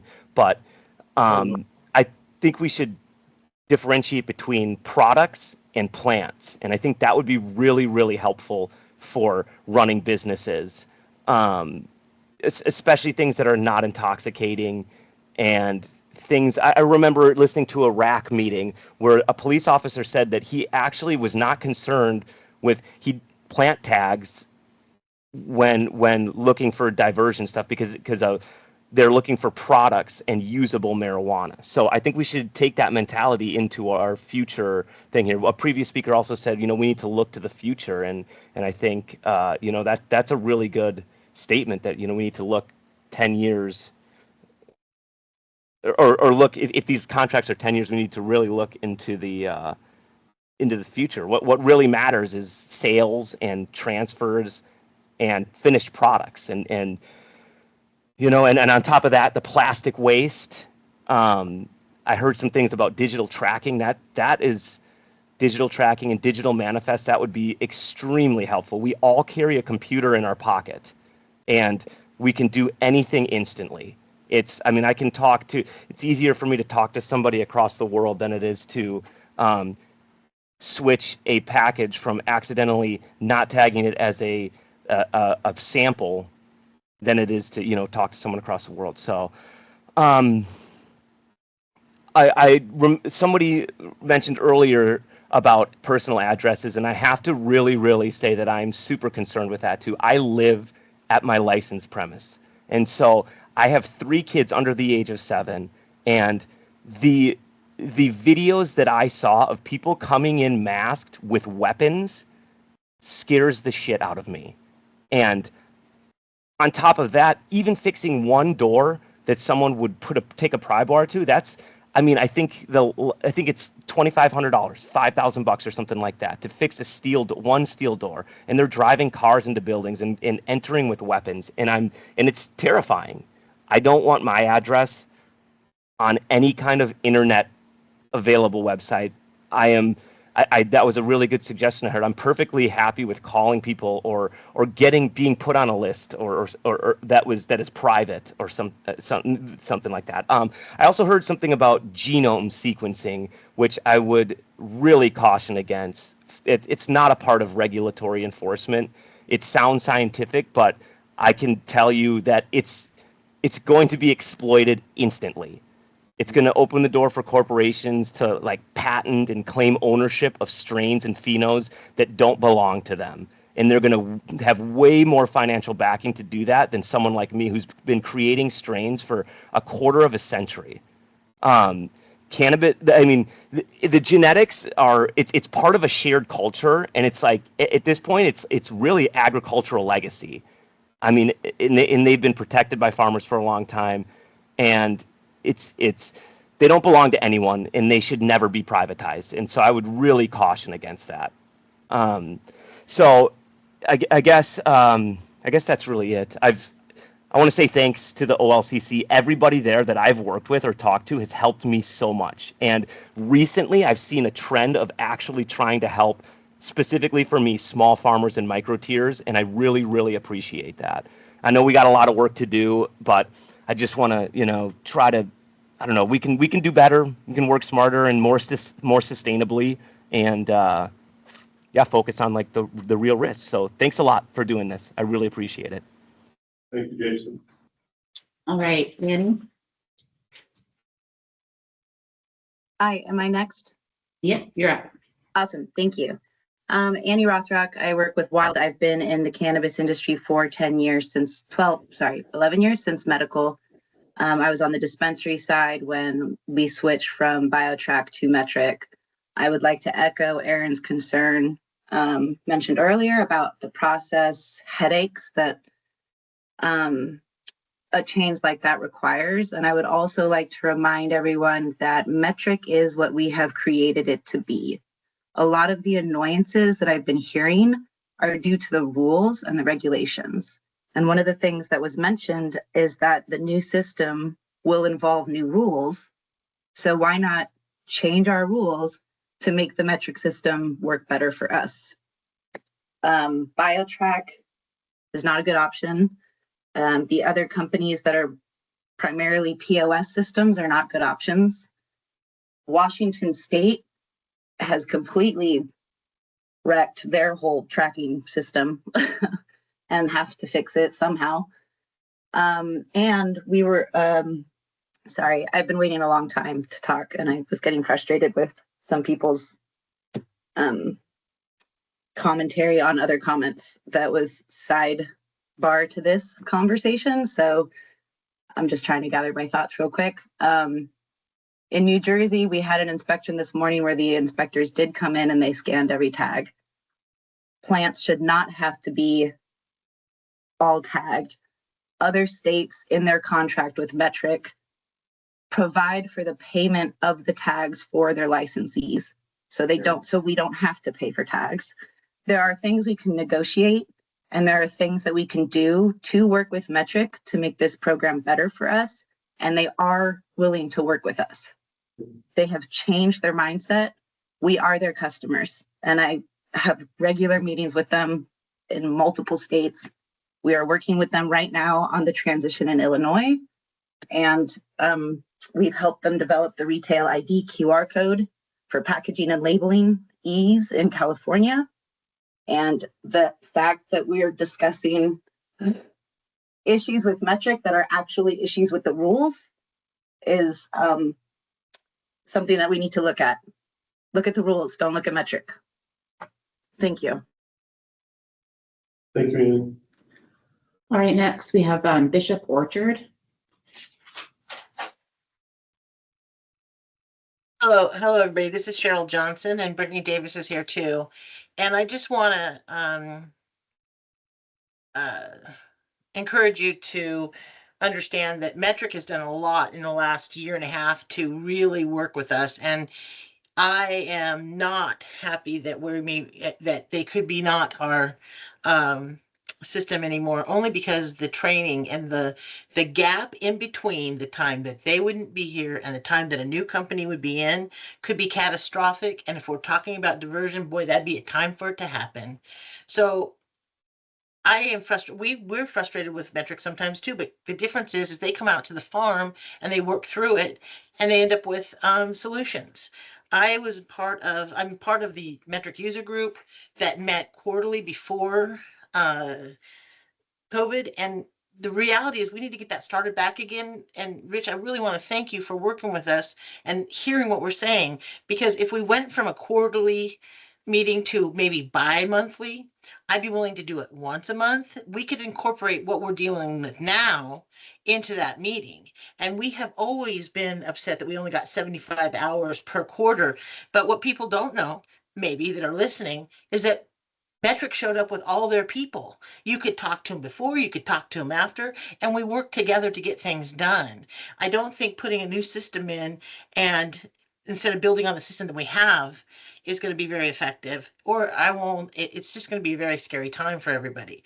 But I want to thank Jesse and Amanda and the people who work so hard every day to make these things go through and make it work for all of us. So let's get this team effort working.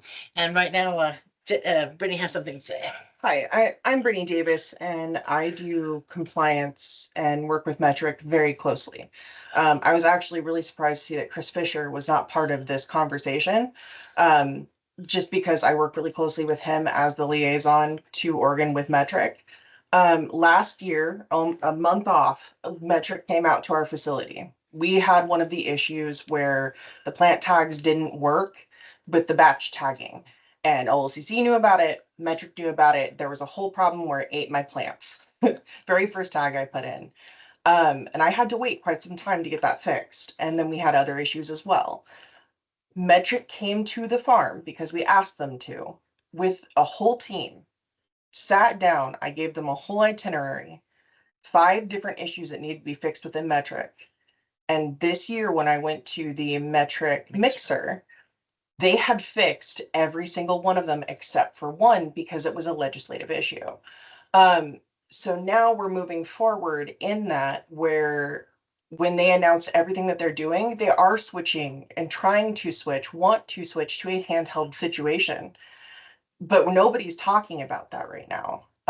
They announced it at the mixer that we're going to have something that you can use on your phone, an app that is cohesive, that works, that you're going to scan and it's going to be easy. And I think that that's something that we also need to take into account. I've watched Metric take responsibility in the last year and actually work with people. If you have a problem, I would advise getting a hold of them. If you don't know how to, contact me. I will help you. But I am hugely against us switching to a new system when it took us so long to get to this point, and now metrics starting to work for us, and we're talking about getting rid of it. I also want to kind of piggyback on what Amanda Metzler said about the batch or the 100 batch. That was something I also thought was fixed quite some time ago, and it wasn't, and that's super frustrating. That number definitely needs to change. We need to be able to merge immature plant batches. That is my other frustration. And when I was at the mixer, that was on every single sheet there, and we all got to put stars next to the thing that we wanted. That one, hands down. It would fix 90% of our issues in cloning problems. And I believe Rachel also said it. But I definitely want to just put out there that we shouldn't be talking about how to get rid of metric or switch to a new system that we don't know is going to work. We need to change things to make this system work when most of the things that we're dealing with are rules. And I'm happy to be a part of any of those processes because I intimately know this and have the title of top 3 in the nation when it comes to this paperwork and how to be regulatory and safe. So I thank you so much for giving us the opportunity to talk about it. And I hope you guys all have a wonderful day. Thank you, Brittany. I want to make, so Mark and I do meet with Metric on a weekly basis, and it is Chris Fisher and crew we work with. Mark and I went to the mixer and we looked at all the suggestions. And then the other thing is that as a state employee, when we go into an RFP, RFI situation, I have to remain neutral and let the process work itself out. There's, when I talk about seed to sale tracking system, I'm not saying we want metric, we don't want metric, we want this, we want that. I have to be neutral and let the process play itself out legally. But what we can do is set what we want. And that's what I want to, make sure we're clear on. So thank you. Go ahead, Amanda. So everybody, there's still a couple hands up. They've already gone. So everybody's gone online. Richard, yes, sir. Are you going to involve any licensees in the decision-making process for advising? Yeah, so the way that works is actually there's statutes and rules about who can do the negotiations and be in the room during the negotiations. And the public is a part of that, but the process that I want to do is to take all the notes today, look at all the hard parts, and then when we do our RFP, that I make sure that I try to incorporate as much information as I can in that process to get the system that we want, and then adjust it from there. So this is really part of the process, Colin, to be honest with you, is to make sure that when we do put it together on a piece of paper and it goes to contract, it's what everybody, we're not always going to agree, but it is improvements on what we want and how we do our business. So that's how that would work. When there is a contract, will there be an opportunity for any of us in the industry to see it before it's signed, right? To give feedback and so there's a lot of, I will tell you that sometimes like on a contract, if I'm not the one negotiating it for OLCC, we can't talk about it. We're bound by legal authority not to talk about other people's contracts. And so I don't believe though, because like when Christy's doing a contract, go ahead, Christy. So a couple of things. Get to your question and then to your question, because I think they tie together. So in my shop, we have a project management and business analysis team, and we'll do some requirements gathering sessions where we talk to you guys about I've been writing down stuff that you guys have been talking about today, but we'll go back with you guys before the RFP goes out to make sure that we have accurate requirements for your needs. That being said, we don't always catch everything because it's usually like, oh, I didn't think to say that when I was talking to OLCC or whatever. But that being said, we did for the distilled spirit supply chain, the project Rich was telling you about that we're doing right now. We were able to have a couple of outside people sit in. They couldn't vote, but they could at least sit in and listen to the presentation. So again, that's all based on state procurement law. So if we're able to do that, I think any opportunity we have to include members of the industry is good. but we won't know a lot until we get to that point. So we've got a long road to go to get all of the requirements and everything before we even get to that point. I guess my concern, or the reason I'm asking the question is, we're all business owners, we're vetting systems all of the time. The more eyes on the contract, the better, right? Like, we can tell you all of the things that we want, but if we can't see what's in there to tell you, like, that's trash, like, we're gonna potentially like miss something, big and potentially important. Right. All right. You were saying that this stage gate process normally takes like 3 years, 3 to 4 years, but then the contract's up in August? Correct. We will extend the metric contract. Okay, there we go. Because I was like, we're a little late. No, we're working on, the point, Mike, I can't, that's, and the stage gate process, they have to negotiate with metric for, what we're trying to do is to, extend it on a yearly basis so that we're not locked into, Basically, yes. basically month to month. A stopgap, yeah, a stopgap to get to where we're at, and there's some negotiations there going on, that I'm not privileged to, they'll bring back a package and we will look at it. But yeah, that's the stopgap measure, so we will have a system in place until, obviously continue to use metric until we get there, but that doesn't make some of these changes that we're talking about today, we have to wait till we do a new system either. So I came to learn stuff and I learned a bunch. So thanks for everybody being so articulate about what's going on. Big thing I learned is I didn't understand that Metric as the software system owner meets with people all the time and makes sort of improvements all the time. So I guess is what prevents a lot of these things that are software, technology application, process issues that are driven by the software, and then why can't we continue to do improvements there? And then the rulemaking stuff that sticks out as a result of, well, we can't do that because rules say this, then we put that in another category. But there should be some. That does happen, and that's why we meet with them every other day, but you have to remember if it's a distinct or a amendment to the contract, that's when we have to go through all these processes and then we have to fund that. And so if it's outside of the contract, I think we have, I don't know how many. I think we're at 12 now. 12 amendments to the contract already for changes that we've made during this process where we do that. So you have to separate changes that we can make and rule compared to statute, changes that we can make based upon the contract we have with Metric, and then changes that that we don't have any requirement, it doesn't change any of the system. So that's why we meet every week with them, and we are trying to change things. And we constantly have that back and forth. And but it's not like a snap of a fingers. And Metric, maybe a bunch of you didn't go to the last event in Eugene, but they basically rolled out their changes that they're doing or that they have to do. And then they have people brainstorm at the tables and write down all the changes that they'd like to make. There has been a statement before, like they have all the softwares for all the states. One of the things that Metric will say is that's an Oregon thing. It only affects Oregon. We're working on things that affect all of the states. We try to make the big changes that affect everybody instead of one little change at a time.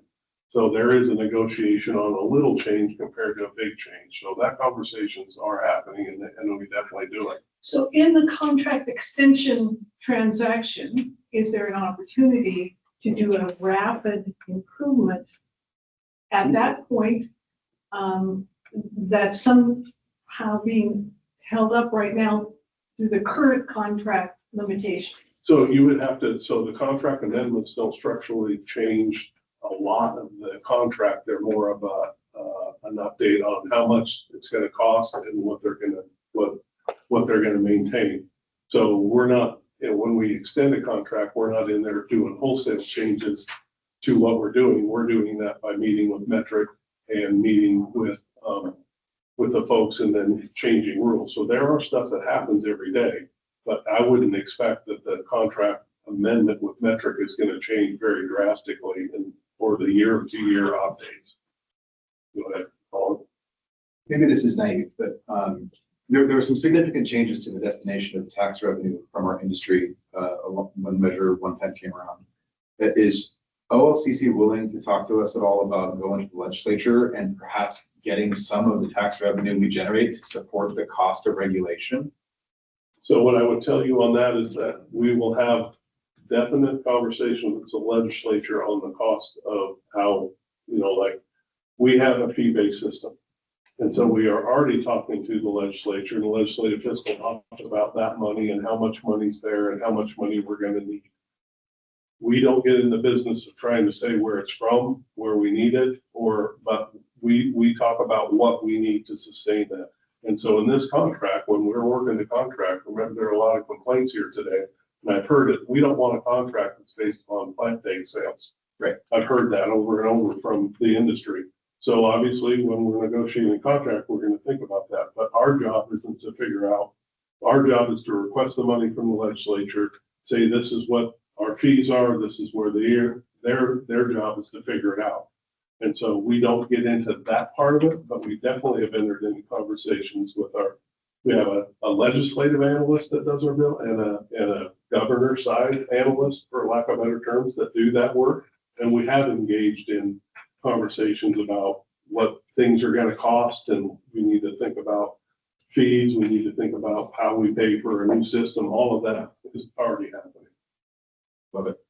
Let me go to Jesse real quick. We got about 2 minutes. Yeah, just real quick, there's a couple of things I wanted to mention on the record. One, and I think it was said, but be really clear, is flexibility, because it is probably really, really key. Not only because tech is changing so fast, but the industry is changing so fast. And I think we should expect more changes to happen much faster in the coming years. So not being tied to like the sale of tags to fund the system, right, creates more flexibility. But the other piece of the flexibility is this is an organic plant. It's not a metal cog. It doesn't all have the same shape. It doesn't mature at the same rate, and so creating a system or paying attention to that when you're creating a system that this is a slightly unpredictable product until it gets into the processing stage, I think it would be helpful in also creating that flexibility. And so example of that is like a variable, like not having different tag sizes, but one tag that you can apply variable numbers of plants to. And that also gets easier when you're not charging for the tag, and do things like that if we have to have tags. I think the ideal is as many digital solutions as possible, as many editable solutions as possible. And then one concern is that if this is a system that everybody is required to use, that system is open to any other technological solution that people provide, and that there isn't the ability for them to develop their own POS system and be like, anybody else wants to use our API key, $10,000, $50,000 a month, because they want to disincentivize other people for developing software solutions, and or want to profit off of their inability to provide a user functionality or interface that people find satisfying or is used. And so looking at ensuring it is, if this is what we are forced to use, for whatever system we're forced to use, that is open to other solutions being engaged in providing essential business services that people are talking about at very limited or no cost, additional cost. And then, and I think those are some of the big things I just wanted to flag that we've seen come up and move forward. And I hear, and I think what we're saying is like, it's a new contract, it's a new metric, it's a new contract. And that new contract, I want to be clear, it could be with Metric, could be with somebody else. But regardless of who, it will be a new contract. Yes, sir. And something you said stimulated something in my brainstem, which is perhaps one of the steps could be like writing provisional rules that would go into effect when the contract is signed. And that's something we could work on earlier in the process. So we have ability to kind of say like, you can always change it because it'll be provisional, right? But at least then we have this, we're talking about rule changes. Why can't we do that before the RFI or before the RFP? and really have a vision of what rules would apply to the new system ahead of time, and use that as a guidepost for what ends up as an RFP. That was it. And then thank you. Yeah, I think that's, this is step one in that process, to be honest with you. And I think you, so Mike, did you have anything else? I don't know if it was Colin or Mike. I saw somebody raise their hand. Okay, good. Just one sec. Go ahead. Go ahead. You three takes 3 years to negotiate a new contract. The state gate process that we're required to follow, we have no control over, and sometimes it takes 4 years. There are prescribed Steps periods along. of time that it has to sit and No. It's steps along the way that we have to get approval before we move to another step. There's stage gates. You're not in control of that. and there's no way to No. rapidly adopt. No. The government is very clear on that. That's how we get fired. I'm just telling you, I worked for a governor who said, that won't work. I understand. We need to do that better. And so I know it can be done Well, because I know. you're always free to talk to the governor's office, not the governor's office, but to ask about the state gate process. But just like you, we have rules that we're. Does that come out of DAS? Does DAS influence that? Yes. For those who don't know, It is by statute that they're opposing. just so you know, DAS stands for the Department of Administrative Services, and provides basically operational support and things like contracting support to all the state agencies. And so it's not like, agencies have tried, I'll be honest with you, to get out of the stage gate process, but as of today, if Rich wants to remain employed, we're going to the stage gate. I really appreciate it. I'm sorry about it. I hear your pain. We need to work on that, on a separate thing. You guys are free to do anything you like on that side. Taking a long time does not equate to a better outcome, Rich, I think ultimately what we did identify too is that the system punishes users for being more efficient. So it costs you more to make larger bags. It costs you, like if I buy a 25% blue tag, I also have to pay for the labor to put it on the plant, but I could buy a $45 orange tag, which is made of the same material. And so that's that. So we're just getting fleeced. Yeah.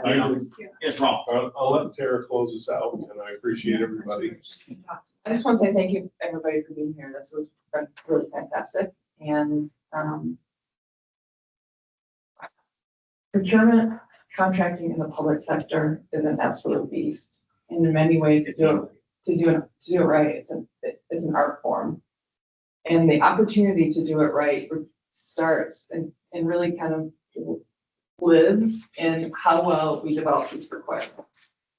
So the feedback today, as we continue to develop it and get what you're telling us on paper so that vendors can bid on those requirements and that we're able to be flexible and innovative. We really need to continue this dialogue to get this right, because this is our chance to make sure that the contract in the future, it will take a while, painfully, but it is our opportunity to make sure that we have a product that works for both of us. So we're committed to do that. And so thank you for the engagement today. And I'm going to thank you in advance to help us get it right as we move forward, because we'll definitely need you to do that. So thank you so much. I'll wait around too here, if folks want to talk for a few minutes. Thank you. Thank you. Bye.